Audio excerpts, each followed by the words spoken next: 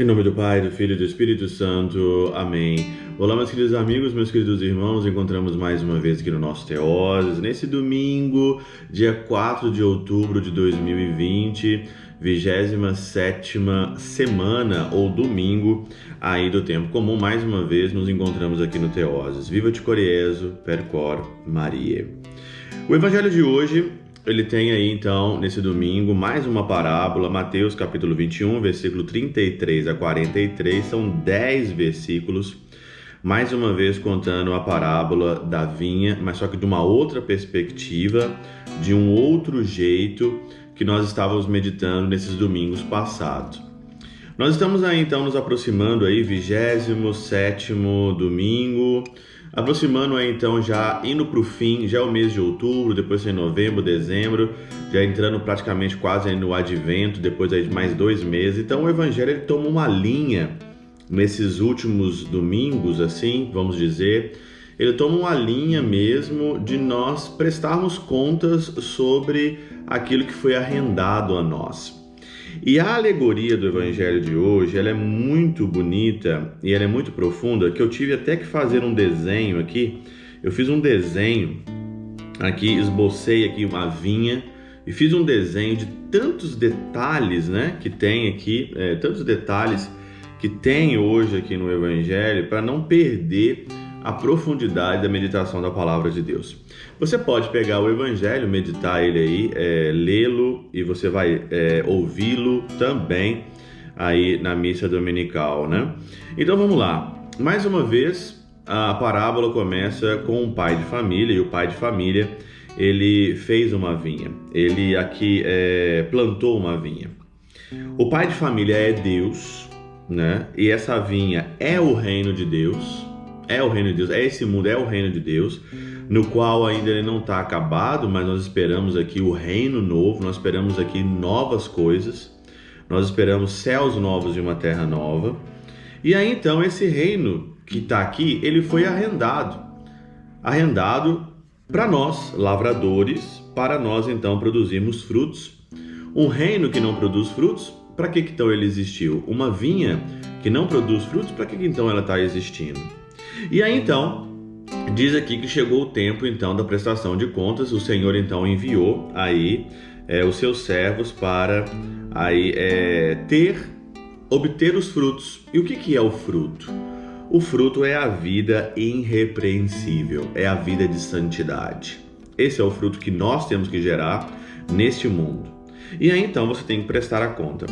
E aí então, muito interessante, porque quando você tem na cabeça o que é uma vinha, tem aqui alguns detalhes muito interessantes. Por exemplo, aqui a sebe. O que é uma sebe? A sebe é uma cerca viva no qual os lavradores faz, ou o dono da vinha faz, para cercar a sua vinha. E essa vinha, ela é cercada pela sebe. E aqui Orígenes, na Catena Áurea, diz que essa sebe é a palavra de Deus. Ela é cercada pela palavra de Deus, pela Escritura, dada no Antigo Testamento para o povo de Deus e dada para nós agora através do Evangelho, através das Sagradas Escrituras. Ali então é o manual. E eu posso até dizer que no tempo hoje, a nossa sebe, ela é os 3 pilares, né? A Sagrada Escritura, o Magistério e a Sagrada Tradição da Igreja. Cercou a vinha. A vinha está cercada e ali então a vinha tem normas. Ela tem regras. A palavra de Deus, ela tem regras, ela tem normas. Para quê? Para que você produza frutos. Alguns lavradores se revoltaram com essa sebe, se revoltaram com o largar. O que é o largar? O largar aqui é um lugar onde pisava a uva para ela então ali tirar o vinho, né? Porque o grande fruto ali mesmo é o vinho, né? É o vinho novo em odres novos, né? É a profundidade da vida cristã nesse largar, como dizia então aí São Tomás de Aquino e também Orígenes hoje na Catena Áurea. E aí então, eles se revoltaram, não se aprofundaram, não pegaram o fruto, não deram fruto. E aí então, o fruto então aí foi, com certeza, uma vida depravada, uma vida de pecado. E aqui então, na primeira leitura, Isaías capítulo 5, versículo de 1 a 7, também muito interessante, conta também o cântico da vinha de um amigo meu. versículo 1 do capítulo 5 de Isaías. E aí então, ele plantou a vinha, cultivou a vinha, só que a vinha deu uvas más, né? Ela não deu uvas boas, deu uvas selvagens. E ele começa a lhe dizer então, mas por que deu fruto selvagem? Por quê? E aí então o versículo 4 diz o seguinte: o que poderia eu ter feito a mais por minha vinha e não fiz?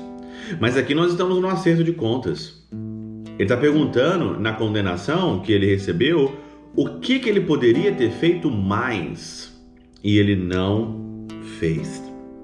O que ele poderia ter feito mais por uma vida de santidade, por uma vida irrepreensível, e ele não fez.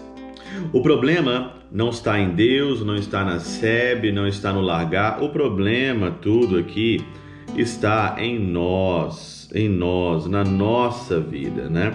E aqui então na Catena Áurea, muito interessante, é que aqui São João Crisóstomo diz o seguinte: os lavradores demonstraram sua malícia não só por não entregar os frutos, mas também por se indignar contra aqueles que vieram buscar os frutos. No Evangelho, os lavradores, que somos nós, ficaram totalmente indignados, não só por não entregar o fruto da vida irrepreensível, da vida de santidade, mas eles se revoltaram contra aqueles que foram então ali enviados para prestar conta. E um deles é Jesus, o Filho. Conta-se aqui na parábola que o Filho foi enviado para acertar contas, para querer o fruto, porque a vinha não é nossa, o mundo não é nosso, a minha vida não é minha. Eu estou aqui arrendado para produzir frutos. Eu vivo para alguém, eu vivo para o Senhor. E aí então se revoltou pela malícia e encheram as mãos de sangue. Continua ainda Crisóstomo, e aí Crisóstomo vai dizer que a cada grau de malícia do homem, da humanidade, o Senhor também acrescentava um grau de misericórdia. A cada malícia nossa, a cada malícia o Senhor acrescenta um grau de misericórdia. Só não salva quem não quer. Só não salva quem é muito, muito malicioso, porque se você tiver o mínimo de boa vontade para produzir frutos, você vai produzir frutos. O mínimo de vontade. Mataram Jesus e continuam matando Jesus até hoje, quando a igreja fala: olha, faz isso, você tem que viver a castidade, você tem que viver a honestidade, você tem que rezar, você tem que ser santo. Até hoje as pessoas se revoltam. Até hoje as pessoas se revoltam. Até hoje as pessoas se revoltam quando você ali fala que as uvas estão selvagens, como diz a primeira leitura. Você precisa produzir frutos bons. O que eu poderia ter feito para minha vinha que eu não fiz? Versículo 4 hoje da primeira leitura. O que eu deveria ter feito e não fiz? E as pessoas se revoltam isso. Mas vai chegar um tempo onde que o próprio Deus virá com os seus anjos e aí então não vai ter escapatória. Pode ser amanhã, pode ser depois da manhã, o acerto de contas final. E aí então vai caber para nós simplesmente essa pergunta: o que eu poderia ter feito mais e eu não fiz? Não espera você cair em si no juízo final para você entender que nós estamos nessa vida para administrar a vinha do Senhor e produzir frutos. Produzir frutos e observar principalmente esse SEB, que é a palavra de Deus, a tradição e o magistério, e principalmente estarmos aqui no largar. O que é esse largar?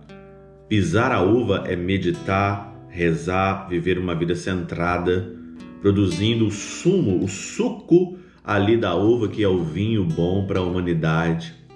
Você, fazendo um exame de consciência hoje, você está no largar, você produz na tua vida esse vinho bom? Ou o vinho ele é amargo? O vinho ele só serve para jogar fora? No largar, você está pisando a sua própria vida. E é interessante que a segunda leitura, de Filipenses capítulo 4, versículo de 6 a 8, fala sobre isso mesmo.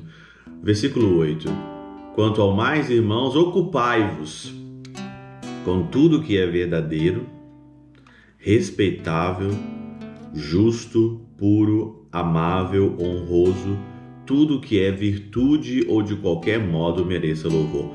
Se ocupai na tua vida com aquilo que é verdadeiro, respeitável, justo, puro, amável, honroso. Nós estamos nessa vida não para perder tempo. Nós estamos aqui para nos ocupar daquilo que é honroso, daquilo que é fiel, daquilo que é do Senhor. Nós estamos nessa vida para produzir frutos. Não é para eu cuidar da minha vida simplesmente para eu ter um prazer, para me gozar a minha vida, mas eu estou aqui para produzir frutos. Hoje é o Evangelho no qual eu pergunto qual que é o fruto que eu estou produzindo com a minha vida. Não estou falando porque você está ganhando dinheiro, não estou falando, não é isso o Evangelho de hoje. Não é o fruto do dinheiro, eu faço isso e faço aquilo, não. Analisa, se o juízo final fosse hoje, quais seriam os frutos que você deveria ou você tem a possibilidade? Quais são os frutos? Não deixe você chegar no final da tua vida e você fazer a pergunta no versículo 4 da primeira leitura. O que eu poderia ter feito a mais por minha vinha e não fiz? Não perca tempo. A vinha está aí. A vinha é o reino de Deus. Não seja um lavrador, não seja um trabalhador mau. Porque se você for um trabalhador mau, quem está saindo perdendo é só você. Pela intercessão de São Chabel de Mangluf, São Padre Pio de Peltrautina, Santa Teresinha do Menino Jesus, Deus Todo-Poderoso vos abençoe. Pai, Filho e Espírito Santo desça sobre vós e convosco permaneça para sempre. Amém.